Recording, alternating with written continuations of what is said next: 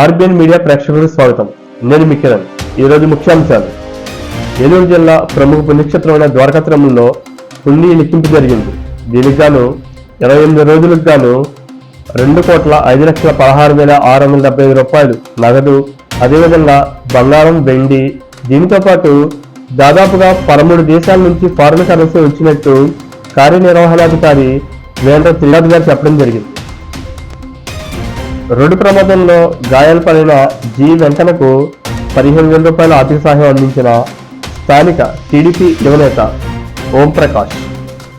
అయితే గత కొన్ని రోజులుగా జరిగిన వరదలకు గాను దాదాపుగా చాలా చోట్ల రోడ్లు గుంతలు పడడం జరిగింది. తరచూ ప్రమాదాలు కూడా జరుగుతూ ఉన్నాయి. దీనికి గాను స్థానికులు వెంటనే ఆ గుంతలు పూడ్చి ప్రమాదాలను నివారించాలని చెప్పి ప్రభుత్వాన్ని కోరటం జరిగింది. చర్చలు విఫలం. కలకత్తా సంఘటన అందరికీ తెలిసింది. ఈ సంఘటనకు గాను జూనియర్ డాక్టర్లు గత కొన్ని రోజులుగా సమ్మెలో ఉండటం జరిగింది. రెండోసారి కూడా ప్రభుత్వంతో చర్చలకి వాళ్ళు సిద్ధమయ్యారు. కానీ అక్కడ అంతరాయం జరిగింది. దానికి గాను వారు కొన్ని డిమాండ్లు పెట్టడం జరిగింది. ఆ డిమాండ్లో మెయిన్ వారి భద్రతా దృష్ట్యా కొన్ని డిమాండ్లు పెట్టడం జరిగింది. ఈ డిమాండ్లకి సానుకూలంగా ప్రభుత్వం ఎప్పుడైతే చర్యలు తీసుకుంటుందో అప్పుడు మాత్రమే ఈ సమ్మెని విరమింపజేస్తామని చెప్పడం జరిగింది. 1 పోల్ 1 నేషన్, 1 నేషన్ 1 పోల్.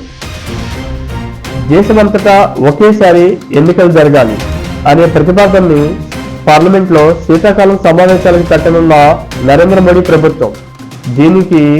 దీని ద్వారా దేశంలో ఆర్థిక భారం తగ్గుతాం, అలాగే ఇంకా ప్రజాస్వామ్యంగా మన దేశాన్ని అత్యుత్తమ స్థానానికి తీసుకెళ్లడం అనేది నరేంద్ర మోడీ గారి ఉద్దేశం తెలుస్తోంది.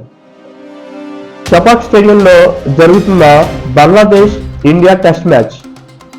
ఈ టెస్ట్ మ్యాచ్ లో టాస్ గెలిచి బంగ్లాదేశ్ ఫీల్డింగ్ ఎంచుకుంది. ఈ మ్యాచ్ ఎంతో ప్రతిష్టాత్మకంగా జరుగుతోంది. దీని గల కారణం ఆల్రెడీ వరల్డ్ టెస్ట్ ఛాంపియన్షిప్ జరుగుతోంది. దీంతో ఈ మ్యాచ్ ఇరు జట్లకి ప్రధానం కానుంది. Thank you and subscribe our channel.